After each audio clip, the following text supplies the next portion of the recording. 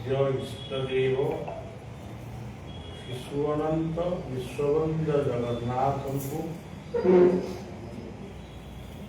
भक्तिपूत प्रणाम जनाऊँ। विश्वर देशर राज्यर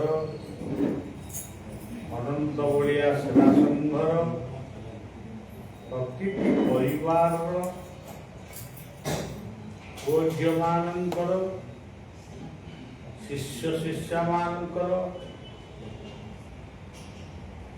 सबु प्रकार उन्नति हेउ ए प्रार्थना पदार्थ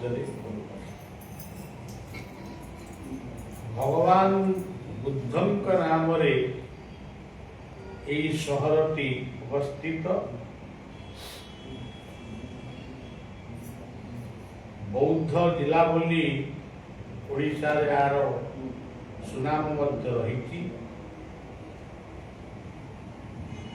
जो महानदी कूल जो महानदी धार पाइका नदी कूल पाइकाणी क्षेत्र अनंत बड़िया सेवा संघ गढ़ी उठी। प्रभु अनंतर पूजार्चना चली से महानदी कूल बौद्ध जिला एवं एटी गोटे क्षुद्र हो बृहत हो अनंत बड़िया सेवा संघ गढ़ी उठी। जिला को शहर को अनेक थर आसी 2 दिन 3 दिन गीता चक्र अनुष्ठित सहित 1999 मसीह जो महाबात्या होता से महाबात्या समय बौद्ध सहर उपकंठरे किसी आलोचना संघ करी आमे आश्रम को फेरी जाइलु। दुष्ट दरिद्र लोक मान किसी भिक्षा तापरे गोटे गणतंत्र सचेतन यात्रा अनुष्ठित होइथिला। एथि मध्य अनुष्ठित होइथिला। सेतबेले जो स्वाधीनता संग्रामी माने थिले सेमानकु मानपत्र परिचय पत्र सब दिया होइथिला। छोट सभाटीए मध्य होइथिला।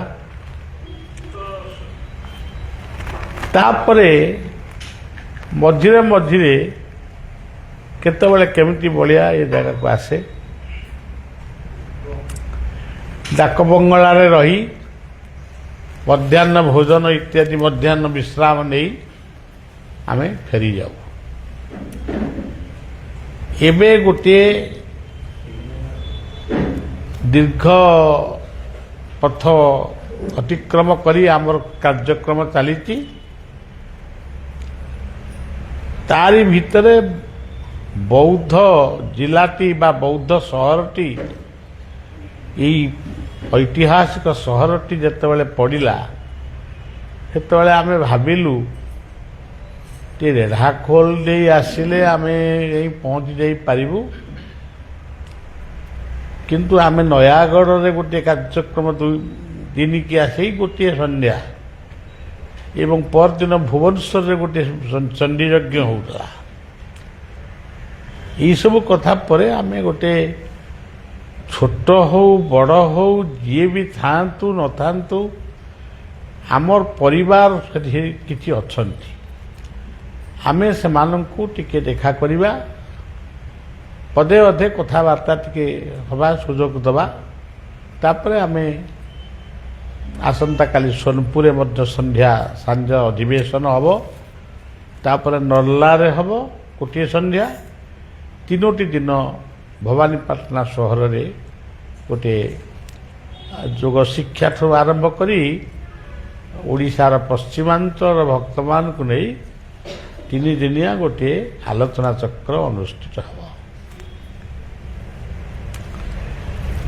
ସଂଘଂ ଶରଣଂ ଗଚ୍ଛାମି ଏ କଥା ବୁଦ୍ଧ କହିଥିଲେ। ଶଙ୍କର ମଧ୍ୟ ସେ କଥାକୁ ଅନୁମୋଦିତ କରିଥିଲେ। ଆପଣମାନେ ବ୍ୟକ୍ତିଗତ ଭାବରେ ଘରେ ପ୍ରାର୍ଥନା କରୁଛନ୍ତି, ସେଇ ପ୍ରାର୍ଥନା ସପ୍ତାହରେ ଥରେ ବା ମାସକରେ ଥରେ ଯଦି ଗୋଟିଏ ମେଳି ଭାବରେ ଗୋଟେ ମିଳିତ ଭାବରେ ସେଇ ପ୍ରାର୍ଥନାଟା ଆପଣମାନେ କରନ୍ତି, ସେ ପ୍ରାର୍ଥନାଟା ଯେମିତି ଆପଣଙ୍କର ସ୍ପିଡି ମାନେ ଅତି ଶୀଘ୍ର ଇଷ୍ଟଦେବଙ୍କ ପାଖରେ ଓ ଗୁରୁଦେବଙ୍କ ପାଖରେ ସେଟା ପହଞ୍ଚିବ। ଏଇଟା ସତ୍ୟ ଏବଂ ଚିରନ୍ତନ ସତ୍ୟ। ଭାଗବତରେ ମଧ୍ୟ ସେ କହିଛନ୍ତି, ମୋ ଭକ୍ତମାନେ ଯୋଉଠି ମୋତେ ମୋର ନାମ ସଂକୀର୍ତ୍ତନ କରନ୍ତି, ମୁଁ ବୈକୁଣ୍ଠକୁ ତ୍ୟାଗ କରି ଯୋଗୀମାନଙ୍କ ହୃଦୟକୁ ତ୍ୟାଗ କରି ମୁଁ ସେହି ସ୍ଥାନରେ ଯାଇ ପହଞ୍ଚିଯାଏ। ସେଇ ବିଶ୍ୱାସଟା ହୁଏତ ମଣିଷର ନାହିଁ। ସେ ଭାବନ୍ତି ଆମେ ରାମା ଶ୍ୟାମା ଦାମା ଗୋପାଳିଆ ସବୁ ବସିକିରି ଏଠି ଗୋଟେ ଭଜନ କରୁଛୁ, ଗୁରୁଦେବ କହିଛନ୍ତି। କିନ୍ତୁ ପ୍ରକୃତରେ ଯେଉଁଠି ସତ୍ସଙ୍ଗ ହୁଏ, ସିଏ ସତ୍ସଙ୍ଗ ମନ୍ଦିରରେ ହଉ ବା ଗୋଟେ ହୋଟେଲ ଭିତରେ ହଉ କି କଲ୍ୟାଣ ମଣ୍ଡପରେ ହଉ କିମ୍ବା ଗୋଟେ ପ୍ରାନ୍ତରରେ ହଉ, ସେଠି ଯଦି ସତ୍ସଙ୍ଗ ହଉଛି, ହରିନାମ ହଉଛି, ଅଲକ୍ଷ୍ୟରେ ପିତୃପିତା ମାନେ ସେ ସତ୍ସଙ୍ଗକୁ ଶୁଣୁଛନ୍ତି, ଆମେ ଜାଣିପାରୁନୁ, କିନ୍ତୁ ସେମାନେ ଶୁଣୁଛନ୍ତି। ଆଉ ପ୍ରଭୁ ନିଜେ ସେ ସତ୍ସଙ୍ଗରେ ଉପସ୍ଥିତ। ମଦଭକ୍ତା ଯତ୍ର ଗାୟନ୍ତି ତତ୍ର ତିଷ୍ଠାମି ନାରାୟଣ। ଇଏ କଥାକୁ ସାଧାରଣ ମଣିଷ ବୁଝିପାରେ ନା। ଏମିତି ଗୋଟେ ସତ୍ସଙ୍ଗ ହଉଥିଲା, ଗୋଟେ ପ୍ରତ୍ୟକ୍ଷ ଅନୁଭୂତି। ଜଣଙ୍କର ଗୋଟିଏ ମାତ୍ର ପୁଅ, ସେ କଳିଙ୍ଗ ହସ୍ପିଟାଲରେ ପଡ଼ିଥିଲା। ଏଇଟା ମୁଁ ଆପଣଙ୍କୁ ଫୁଲବାଣୀର କଥା କହୁଛି। ବଳିଆ ସେଠି ଉପସ୍ଥିତ ଥିଲା। ସେ ସଂଘଟି ଥିଲା ଦିବ୍ୟ ଜୀବନ ସଂଘର ଗୋଟେ ପ୍ରକୋଷ୍ଠ। ସେଇଠି ଖବର ଆସି ପହଞ୍ଚିଲା ଯେ ତାଙ୍କର ଗୋଟିଏ ମାତ୍ର ପୁଅ ବର୍ତ୍ତମାନ କଳିଙ୍ଗ ହସ୍ପିଟାଲରେ ମୃତ୍ୟୁ ସହିତ ସଂଗ୍ରାମ କରୁଛନ୍ତି।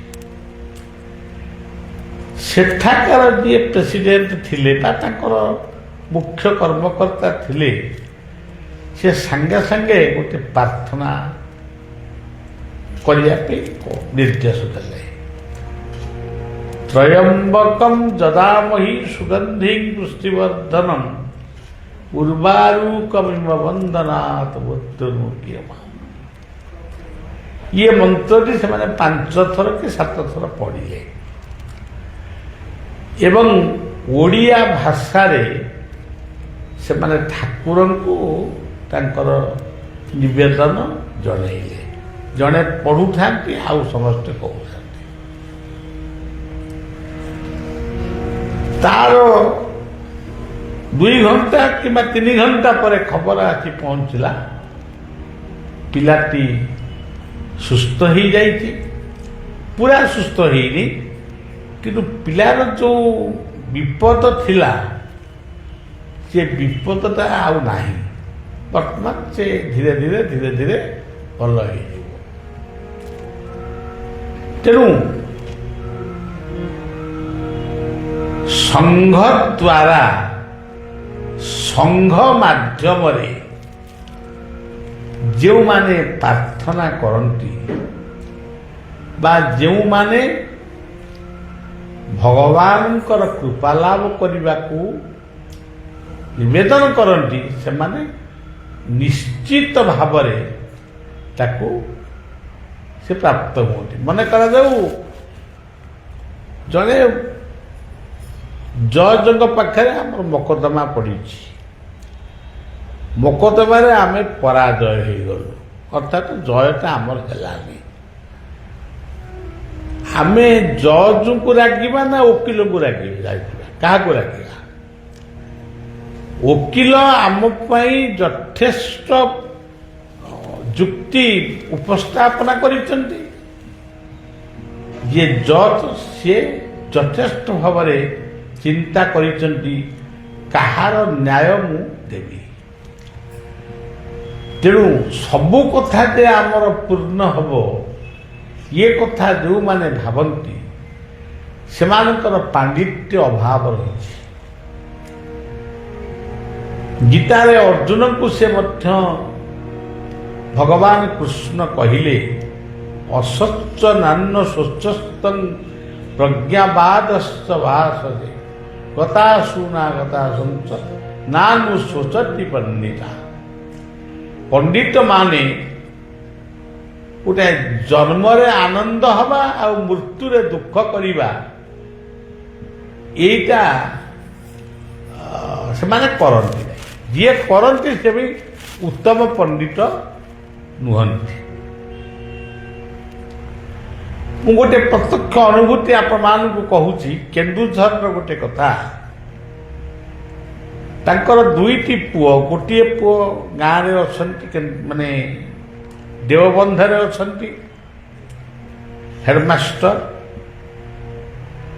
ଆଉ ଗୋଟିଏ ପୁଅ ଦିଲ୍ଲୀରେ ଥିଲେ। ମାନେ ପାଠକୁ ଯେମିତି ସରବତ କରି ପିଅନ୍ତି ସେ ପାଠ ଗୁଡ଼ାକ ତାଙ୍କର ସବୁ ସେମିତି ହେଇଥିଲା, ଏତେ ପାଠୁଆ। ତାଙ୍କର ଜନ୍ମଦାତ୍ରୀ ମା କେବଳ କୁକୁଡ଼ା ପାଳନ୍ତି, ତାଙ୍କର ଗୋଟେ ସୌକିନ, ଆଉ ପଇସାର ଅଭାବ ନଥାଏ। ତାଙ୍କର ସ୍ୱାମୀ ମଧ୍ୟ ଚାକିରି କରିଛନ୍ତି, କୁକୁଡ଼ା ପାଳନ୍ତି ଏବଂ ତାଙ୍କର କ'ଣ ମାନେ ପାଠଶାଠ କିଛି ନାହିଁ। ଆଉ କିନ୍ତୁ ଦୁଇ ପୁଅଙ୍କୁ ଝିଅଙ୍କୁ ସେ ଏତେ ଭଲ ପାଆନ୍ତି, ବାତ୍ସଲ୍ୟମୟୀ ମା। ଆପଣମାନେ ଜାଣିଛନ୍ତି ମୁଁ ଅନେକ ସମୟରେ ଗୋଟେ ଗୀତ ସଙ୍ଗୀତର ଗୋଟେ ପଂକ୍ତି ଗାଏ, ମାତୃ ଅନ୍ତରକୁ କିଏ ବା ବୁଝିଛି, ମା ଡାକଥା ସବୁ ମାତୃ ଅନ୍ତର କିଏ ବା ବୁଝିଛି, ମା ଡାକଥା।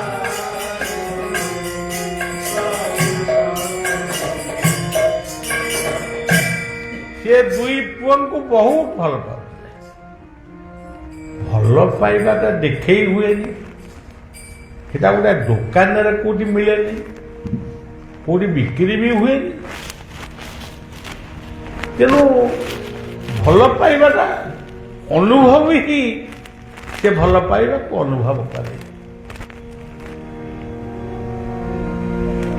ସେ ଓଡ଼ିଶା ଆସିଥିଲେ, ଓଡ଼ିଶାରୁ ଦିଲ୍ଲୀ ଗଲେ, ଗୋଟେ ବିହାରୀ ପିଲାଟିଏ ତାଙ୍କର ରୋଷେଇବାସ କରୁଥିଲା। ସେ ତାଙ୍କୁ ଦରମା ଦଉଥିଲେ, କିଛି ପଇସା ସେ ମାଗିଲେ, ଇଏ ବି ଦେଲେ। ଦବାର ଦିନେ ଦୁଇ ଦିନ ପରେ ପୁଣି ମାଗିଲେ, କହିଲେ ମୋତେ ଟିକେ ଏତିକି ପଇସା ଦିଅ। ଇଏ ଶୁଣୁ କହିଲେ ମୁଁ ତ ଦୁଇ ଦିନ ତତେ ପଇସାଟା ଦେଇଥିଲି, ପୁଣି କ'ଣ ତୋ ଦରକାର ପଡ଼ିଲା ଏତେ ଖର୍ଚ୍ଚ? ଏତିକି କହି ତାକୁ ଟିକେ ଛୋଟ ପିଲାଟେ, ମାନେ 17-18 ବର୍ଷର ପିଲାଟେ, ତାକୁ ଟିକେ କାନିଟାକୁ ଧରିକି କାଳେ ବାଜେ ଖର୍ଚ୍ଚ କରୁଛି ବୋଲି ଶାସନ ଜାହିର କରି ତାକୁ ଟିକେ କାନିଟାକୁ ଧରି ଗୋଟେ ଚଟକଣା ମାରିଛନ୍ତି କି କ'ଣ କରିଛନ୍ତି। ସିଏ ଆଉ ରୋଷେଇବାସ ନ କରି ତାର ସେ ପଳେଇଲା। ଇଏ ସବୁ ତାଙ୍କର ଯାହା ଭାତ ଡାଲମା ଟିକେ କରିକିରି ଖାଇକିରି ଶୋଇଲେ। ଇଏ ଯେତେବେଳେ ଶୋଇଛନ୍ତି ସେ ପିଲାଟି ଆସିଲା। ସେ ପିଲାଟି ଆସିକିରି ମାନେ ତାଙ୍କ ମୁଣ୍ଡକୁ ପଥର ଧିରେ ଛେଚି ଛେଚି ଛେଚି ଛେଚି ତାଙ୍କ ତଣ୍ଟିକି ଚିପି ଚିପି ଚିପି ଚିପି ତାଙ୍କୁ ମାରି ଦେଇକି ପଳାଏ।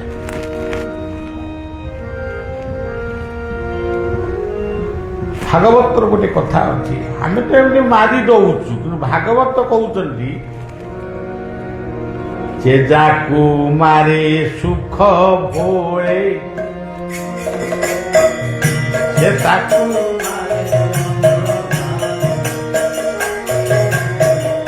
ଯେ ଯାକୁ ମାରେ ସୁଖ ଭୋଳେ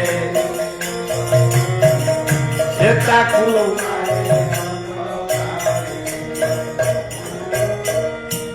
ସେ ଦିଲ୍ଲୀରେ ମରି ଯାଇଛନ୍ତି। ଖବର ଆସି ପହଞ୍ଚିନି ଓଡ଼ିଶାରେ।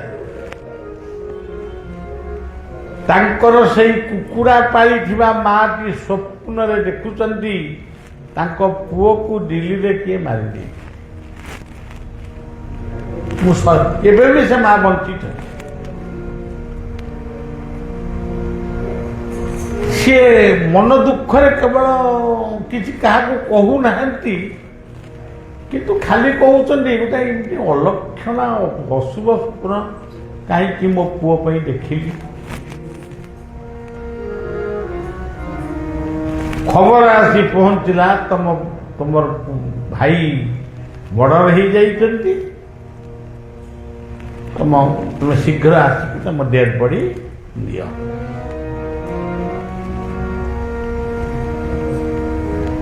କିଏ ଖୋଜିକି ଗଲେ ତାଙ୍କୁ ଡେଡ୍ ବଡି ନେଇକି ଆଇଲେ, ସେଟା ଗୋଟେ କଥା ଗଲା। ମା ତ ଯେମିତି କାନ୍ଦିଥିବ ଆପଣମାନେ ଅନୁଭବ କରୁଥିବେ, ଆପଣମାନେ ସବୁ ମା ଅନେକ ବସିଛନ୍ତି। ମାତୃକୃପା ହେଲେ ପିତାଙ୍କୁ ପାଇ ପିତା କୃପା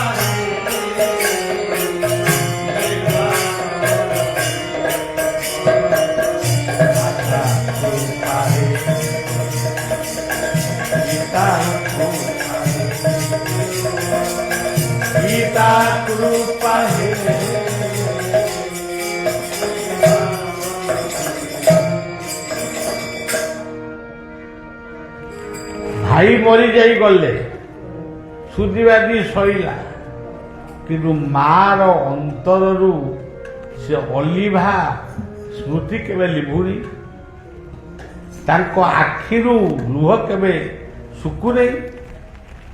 ତାରି ଭଳି ଯେଉଁ ପୁଅକୁ ଦେଖୁଛନ୍ତି, ସେ ବନ୍ଧୁ ବାନ୍ଧବ ଭିତରେ ଯାହାକୁ ଦେଖୁଛନ୍ତି ତା ହାତଟାକୁ ଧରିକି ଟିକେ ଗେଲ କରିଦେଉଛନ୍ତି। ମୁଁ ନିଜେ ଅନୁଭବ କରିଛି। ତୁ ତ ମୋ ଅମୁକ ଭଳି ଦେଖାଯାଉଛୁ ବୋଲି କହୁଛୁ, ପୁଣି ସେଇ ମାକୁ ସେଇ ଆତ୍ମା ପୁଣି ଆଜି ଫେରି ଆସିଲା। ଶୁଣନ୍ତୁ, ଗୀତାରେ କହିଲେ ଦେହଟା ହଉଛି ଗୋଟେ ନୂତନ ବସ୍ତ୍ର। ନୂଆ ବସ୍ତ୍ରଟା ଦିନେ ପୁରୁଣା ହେଇଯିବ, ସେ ନିଶ୍ଚୟ ଚିରିଯିବ। ତାକୁ ମହାପୁରୁଷ ମାନେ ଦେଖିଲେ ନୂଆ ଘର ଖଣ୍ଡି ଦିନେ ପୁରୁଣା ହେବ, ମାରିବ ଶୂନ୍ୟ କ୍ଷୟ ନୋଇ। ନୂଆ ଘର ଖଣ୍ଡି ପୁରୁଣା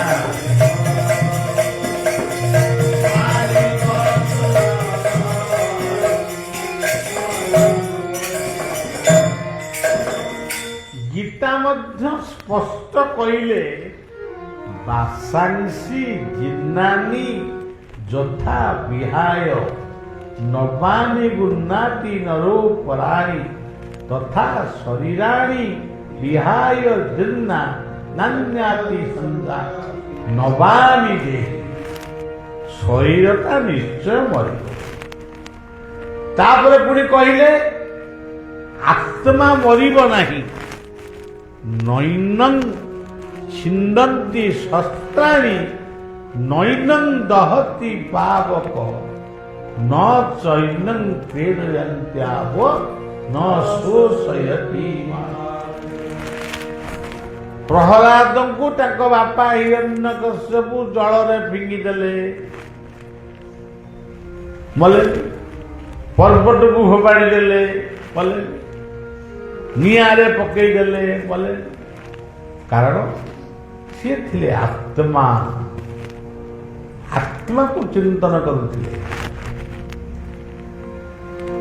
तेणु मारिबा को चाहिए भी सी मरबनी ना क्या मारी पार गीतार आउ गोटे श्लोक कहते देहिनोस्मिन् यथा देहे कौमारं यौवनं जरा तथा देहांतर प्राप्ति धीर सत्तन हे मनीष तमें आज कुआ कुआ कांदीच आंधेब बसब चल युवक हम बासा हम पुओ झील हे किंतु दिने ना दिने मरवा को हम से प्रस्तुत हो बेपरुआ भाव में बहुत काम कर मो पाखे धन अच्छी जहाँ चाहिए जहाँ कर मो पाखे धन अच्छा जहाँ करी किंतु से सब चलनी सहस्र हांडी की गोटे ठेंगा सहस्र हांडी आमे ठेंगा हो कि जड़े सी होती ईश्वर ईश्वर पुणी किए आप देखी ईश्वर को बौद्ध जिले तो बहुत मंदिर देखी मंदिर मालिनी सोनपुर देखी ईश्वर को ईश्वर किए आप निजे पढ़ुं ईश्वर किए किंतु ईश्वर विषय की जाना गुरु को नमणिब नर गुरुटी साक्षात ईश्वर आपको कौन लिखी गंजे खाई लिखी पुणी कहले मते पूजिब गुरु देहे मो बिनु गुरु भिन्न आपण मैंने सबुदिन बोधे पढ़ुन कि कौन गुरु ब्रह्मा केड़ बड़ कथा गुरु विष्णु गुरुदेव महेश्वर गुरु साक्षात परम ब्रह्म तस्मै श्री गुरवे नमः कि पढ़िले कौन भावुचंदी कौन तामाने खाइले भल तरकारी लोक को कहले मु लेंबू लुण खाई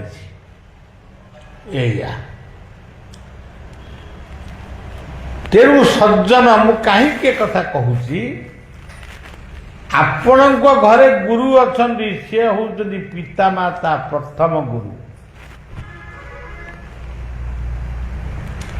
भीष्म जो सरसज्जा कर पूर्वर माँ गंगा आसी पाखे पहुंचुं जिते सरसज्जार शोचती पितृलोकरू शांतनु बापा आसिक आगे ठिया शास्त्र कहीं लिखाई आमको जाना आम कौन टा जानूचु जाणिक भी कौन बुझुचु लोक को कौन बुझाऊचु तेणु सज्जन कथाटी है कौन आमे जीवंत ठाकुर को देखुचु धरतु आपण घरे बापा माँ अच्छा आपण सकाळु भोग करने जगन्नाथ मंदिर को गले बहुत भल किंतु प्रथमे बाप माँ को खाइबा कथा बुझिक जगन्नाथ मंदिर को गले ना जगन्नाथ मंदिर आसिया पर बाप माँ कथा बुझिले जदि बुझी नाहंती जगन्नाथ से भोग खाई ना जम्मा खाइबे तेणु सज्जन ଗୁରୁଙ୍କୁ ପୂଜା କର। ଯଦି ତମେ କଦଳୀ ଫଳ କ୍ଷୀର ନେଇକି ଯାଉଛ, ଛୋଟାଟିଏ କି ଅନ୍ଧଟିଏ କି ଗୋଟେ ଅସହାୟ ମଣିଷଟିଏ ଯଦି କାନ୍ଦୁଛି, ମାଗୁଛି ବାବୁ ଟିକେ ଭିକ୍ଷା ଦିଅନ୍ତୁ, ତମେ ସେ କ୍ଷୀର ତାକୁ ନ ଦେଇ କଦଳୀ ତାକୁ ଦେଇଛ କି, ତାକୁ ଫଳ ଦେଇଛ କି? କହିଯାଏ ତାକୁ ଯା, ମୁଁ ଯାଉଛି ଜଗନ୍ନାଥଙ୍କ ମନ୍ଦିରକୁ। ତେଣୁ ଭୋକିଲା ଲୋକକୁ ଯଦି ଚିହ୍ନିନା, ଶୋଷିଲା ଲୋକର ମନ ଯଦି ବୁଝିନା, ଦରିଦ୍ରକୁ ଯଦି ତମେ ନାରାୟଣ ସଦୃଶ ଜ୍ଞାନ କରିନା, ଘୃଣା କରୁଛ, ଏଟା ମୂର୍ଖଟା। ଏଇ ବୌଦ୍ଧ ଜିଲ୍ଲାରେ ଜନ୍ମ ନେଇଥିଲେ ଭୀମ ଭୋଇ। କଣ ସେ ପାଠ ପଢିଥିଲେ? କେଉଁ ସାହିତ୍ୟରେ ସେ ଡକ୍ଟରେଟ କରିଥିଲେ? କିନ୍ତୁ ସିଏ ପୁଣି ଲେଖିଥିଲେ, ସେଇଠି ବି ଏଇଠି ବି ତାଙ୍କ ଯୋଉ କୂଅରେ ସେ ପଡି ଯାଇଥିଲେ, ସେ କୂଅଟି ଆଜି ବି ଅଛି। ସେ ପୁଣି ଲେଖିଥିଲେ, ପ୍ରାଣୀଙ୍କ ଆର ଦୁଃଖ ପ୍ରଭୁ ଦେଖୁ ଦେଖୁ ଏ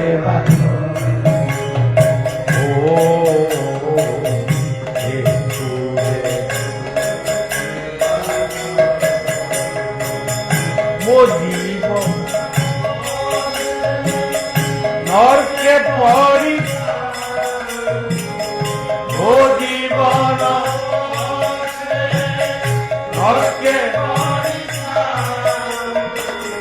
জগত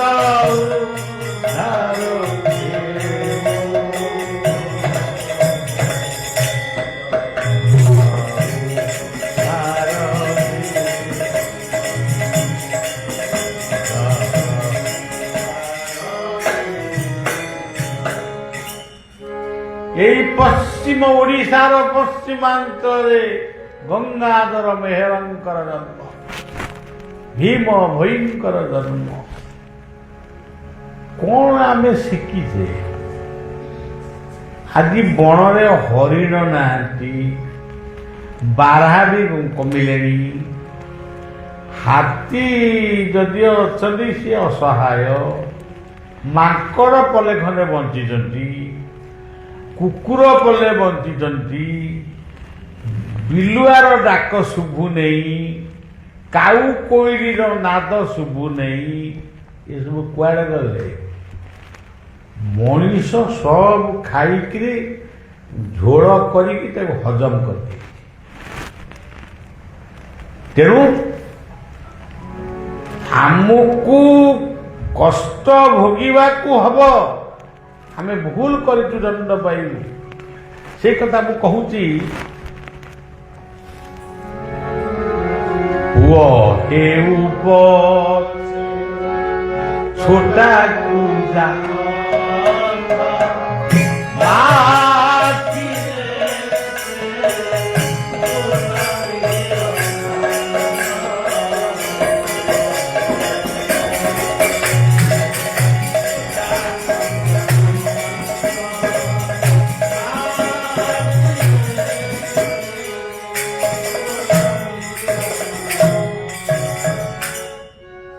ପୁଅ ଦିଲ୍ଲୀରେ ମୃତ୍ୟୁବରଣ କରିଛି, ମା ଜାଣିଲା।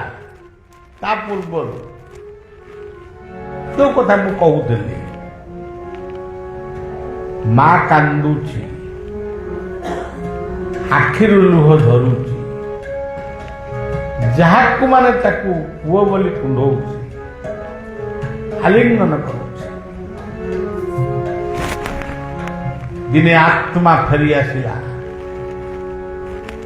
ଦେଖନ୍ତୁ, ଯେତେବେଳେ ଭଗତ ସିଂ ଫାଶୀ ଖୁଣ୍ଟରେ ଝୁଲିଗଲେ, ତାଙ୍କ ମା କାନ୍ଦିଲେ।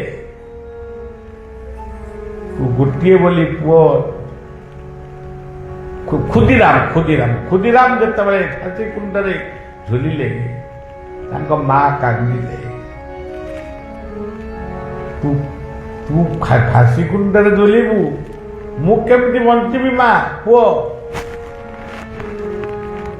ଖୁଦିରାମ କହୁଛନ୍ତି ମା ମୁଁ ପୁଣି ମାଉସୀ ଗର୍ଭରେ ଜନ୍ମ ହେବି ନା ମୁଁ ଚିହ୍ନିବି କେମିତି ତତେ? ନା ମୋ ବେକରେ ଗୋଟିଏ ଫାଶୀର ଚିହ୍ନ ଥିବ। ସେଇ ପୁଅ ପୁଣି ଜନ୍ମ ହେଲେ ଭାରତର ଶ୍ରେଷ୍ଠ ସୈନିକ ରୂପରେ ଭଗତ ସିଂ। ଆଜି ଭାରତର ରାଜନେତା ମାନେ ये इतिहास जानिछन्ति। सभा समिति रे कहउछन्ति कहू भी ना निज प्रशंसा गुड़िए गपुछन्ति। हौ सज्जन से आत्मा फेरी आसिला माँ को स्वप्न रे कहिला माँ तू कहीं एते कांदुचु माँ?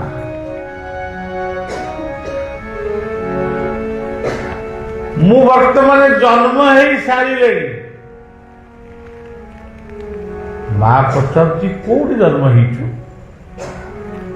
जो माँ जीवन रे इतिहास बही देखी नहीं, साहित्य बही पढ़ी नहीं, स्कूल विद्यालय को जाई नहीं, से माँ कहू मु लाहौर रे जन्म है, पाकिस्तान और लाहौर, पंजाब और लाहौर। तेणु सज्जन कहतु शास्त्र मिथ्या ना सत्य?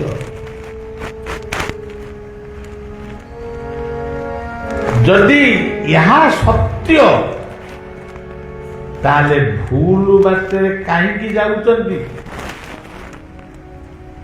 सबू करुचंती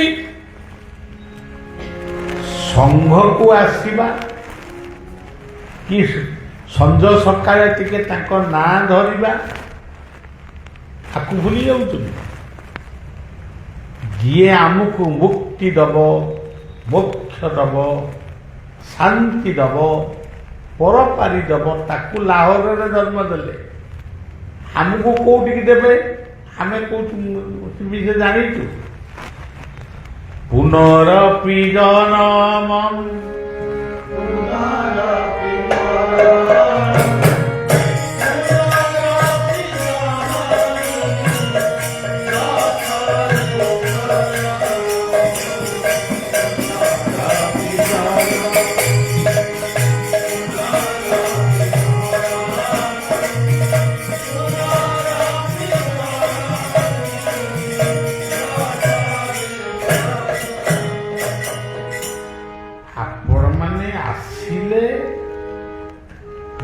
आईची आमे जीवा। आपण माने आसिले आपण कोन के लांच देकी आनला? आपण को श्रद्धा रे आपण आइले ना? श्रद्धा मान लबते ज्ञान आपण माने सुनिले कि जे अनेक आसी नाहंती तार कारण कोन? तो मनर दांभिकता हेई पारे। आम भाया लोक गोटे कौन संघ को जीव कौन भाविक आसिक देव क्या माने गोटे केयरलेस रेस्पॉन्सिबिलिटी। हजार काम थिले जदि 10टा काम थी परिश्रा माइला परिश्रा कर किडनी डैमेज कर, जदि 100टा काम थी जदि झाड़ा जावाई आत्मा को ये रात्रि लगिला निश्चय जमी लिवर खराब हो।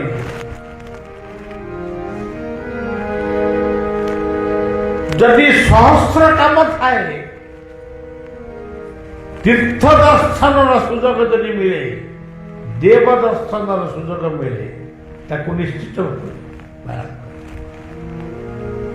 एवं हजार हजार काम लक्ष लक्ष काम लक्ष लक्ष नुह हजार हजार काम थिले ଗୁରୁଦେବ ଯଦି ଆସି ପହଞ୍ଚିଲେ ଗୁରୁଙ୍କର ଦର୍ଶନ ନିଶ୍ଚୟ।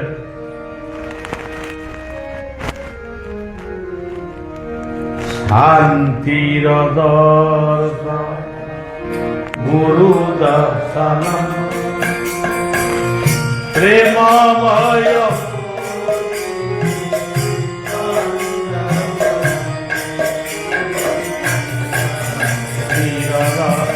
ଗୋଟିଏ ଗୋଟିଏ ପ୍ରେମମୟ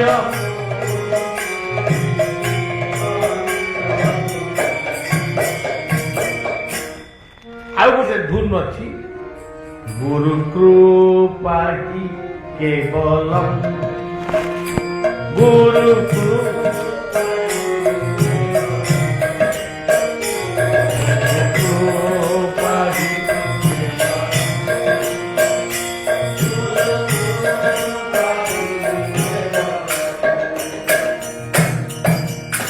ଦୁନିଆରେ ଯେତେ କୃପା ତୁମେ ପାଅ ଗୁରୁ କୃପା ଭଳି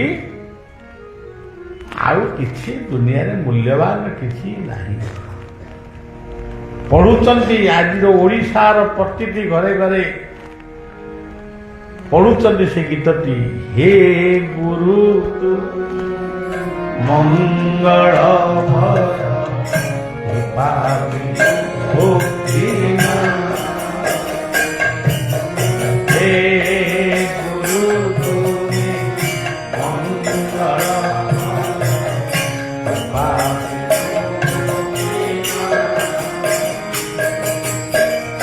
ধরণীমা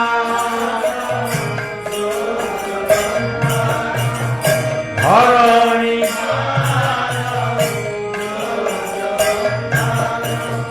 কুম্ভ বিনা শান্তি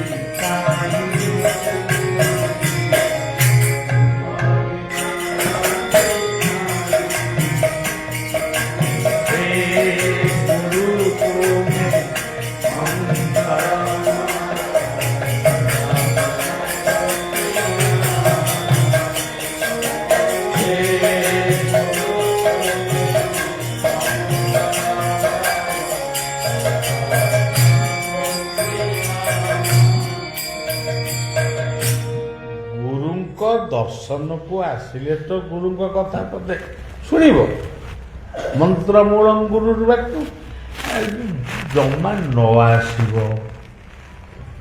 ଗୁରୁ କ୍ଷେତ୍ରକୁ ଦର୍ଶନ ନ କରିବ ଗୁରୁଙ୍କ ବାଣୀ କି ନ ଶୁଣିବ। ଆଜି ଏଇ ଘଣ୍ଟାକ ଭିତରେ ଜଣେ ଫୋନ କରିଥିଲେ ଟିଟିଲାଗଡ଼ରୁ ବାବା ମାନେ ସେ ଗୋପାଳ ଭାଇକି ଜଣେଇଲେ ଗୋପାଳ ଭାଇ ବାବାଙ୍କୁ ଟିକେ ଜଣେଇବ ଯେ ଆମର ଜଣେ ତାଙ୍କର ବଡ଼ ଭାଇଙ୍କର ମୃତ୍ୟୁ ହେଇଛି ବର୍ଷେ ପୁରୀ ନେଇ ଆମେ ସବୁ ବାବାଙ୍କ ଦର୍ଶନକୁ ଭବାନୀପାଟଣା ଯାଇପାରିବୁ ତ? ଗୋପାଳ ଭାଇ ମୋତେ କହିଲେ ମୁଁ ସବୁ ତାଙ୍କୁ କହିଲି ତାଙ୍କୁ କହିଦେ ତମେ ବୋଧେ ସନ୍ଧ୍ୟାରେ ପ୍ରତ୍ୟେକ ଦିନ ଲାଇଭ୍ ଦେଖୁନା ତୁମେ ଯଦି ଲାଇଭ୍ ଦେଖୁଥାନ୍ତ ମୁଁ ଯାହା କହୁଛି ଯଦି ଶୁଣୁଥାନ୍ତ ତାହେଲେ ଏ କଥା କେବେ କହିନଥାନ୍ତ। ଇଏ ଅନ୍ଧବିଶ୍ୱାସ ତମ ଭିତରେ ରହିନଥାନ୍ତା। ବର୍ଷକ ପର୍ଯ୍ୟନ୍ତ ତୁମେ ଗୁରୁ ଦର୍ଶନ କରିବନି ଦେବ ଦର୍ଶନ କରିବନି ତୀର୍ଥ ଦର୍ଶନ କରିବନି ଯଦି ରୋଗ ହବ ମେଡିକାଲକୁ ଯିବ କି ନାହିଁ? ଗୁରୁବାର କାହାକୁ ଉଦ୍ଧାର ଦବନି। ଆଜି ଗୁରୁବାର ମୁଁ ଦେବିନି। ଯଦି ପେଟ କାମୁଡ଼ିଲା ଡାକ୍ତର ପାଖକୁ ଗଲ ଡାକ୍ତରକୁ ଫିସ୍ ଦବ କି ନାହିଁ? ଅନ୍ଧବିଶ୍ୱାସରୁ ଦୂରେଇ ଯିବା ଇଏ ହଉଛି ଗୁରୁଙ୍କର ଆଦେଶ।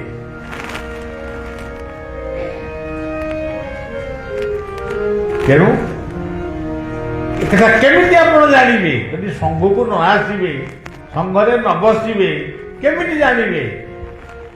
ତୁଳସୀ ଦାସ କଣ ମଦ ପିଉଥିଲେ? ସେ ଭାଙ୍ଗ ଖାଉଥିଲେ? ଗଞ୍ଜେଇ ଚରସ ବାବୁ ସୁଗାର ଗୁଟୁକା କଡ଼ା ପାନ ସିଗାରେଟ ବିଡ଼ି ଟାଣୁଥିଲେ। ସେ କଣ ଲେଖିଥିଲେ? ବିନୁ ସତସଙ୍ଗ ବିବେକ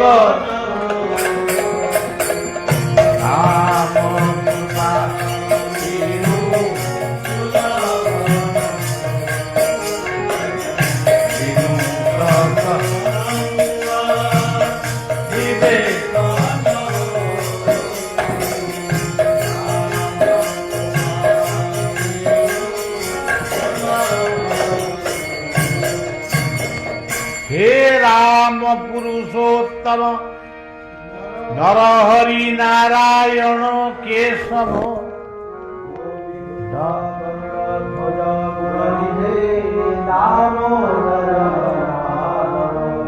हे कृष्ण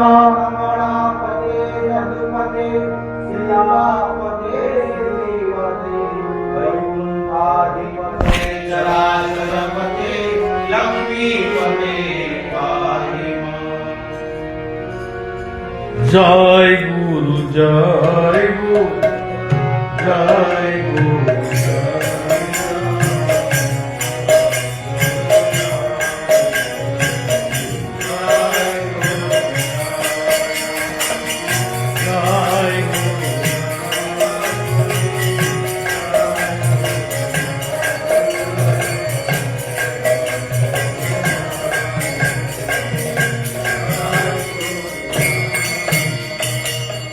जय गुरु जय जगन्नाथ जय गुरु हरि जय गुरु जय जगन्नाथ जय गुरु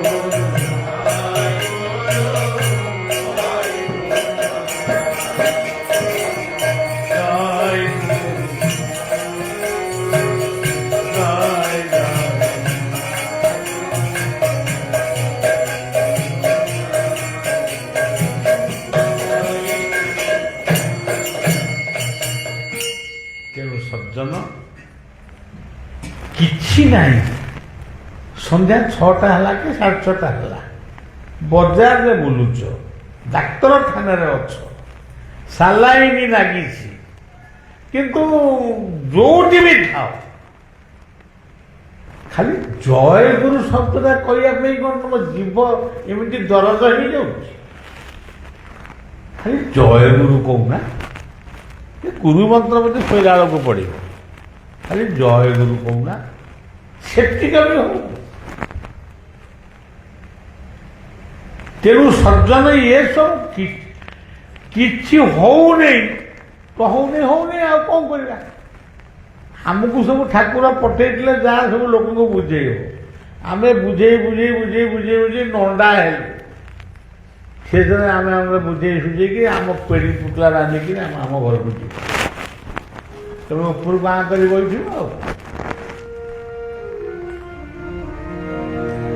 केवल कह जय गुरु यही वर्तमान मु देखुली बहीटा कौन केतो लोक ना करी कौन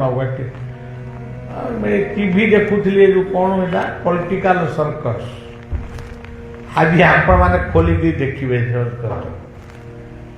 से गोटे शेष दृश्य देखले भल अभिनेता सुंदर अभिनय कर पढ़िले गोटे क्रिटिसाइज कले भव सागर तारण कारण हे तापरे कौन कहले सेटा माने भव सागर तारण कारण है रवि नंदन से कथा नुहे से आउ गोटे कौन कहले तापरे कहले से तुनी मुनि गुनी एटी नहीं है गुरुदेव दया कर दिला मु सही पार्ली नहीं जो गुरु वंदना को रामकृष्ण परमहंस पढ़ी स्वामी विवेकानंद पढ़ुले माँ शारदा देवी पढ़ुले श्री ठाकुर निगमानंद पढ़ुले ବାୟା ବାବା ପଢୁଥିଲେ, ଆମେ ବି ପଢୁଛୁ। ତାହେଲେ ଗୁରୁ ବନ୍ଦନାକୁ କମେଣ୍ଟ କାହିଁକି କ୍ରିଟିସାଇଜ କାହିଁକି କରୁଛ? ମୁଁ ସାଙ୍ଗେ ସାଙ୍ଗେ ଚିଠି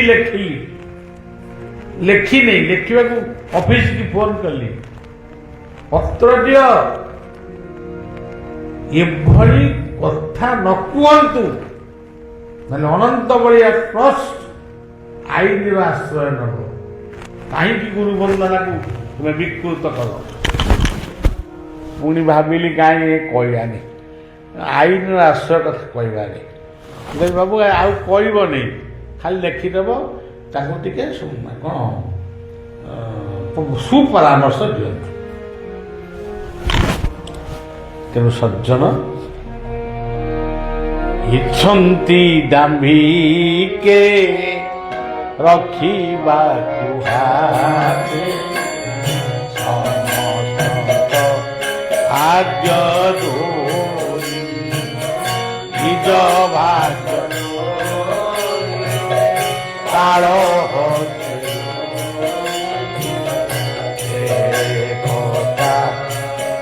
ପାଶୁ ଭାଗ୍ୟ ଦୋଇ କାଳ।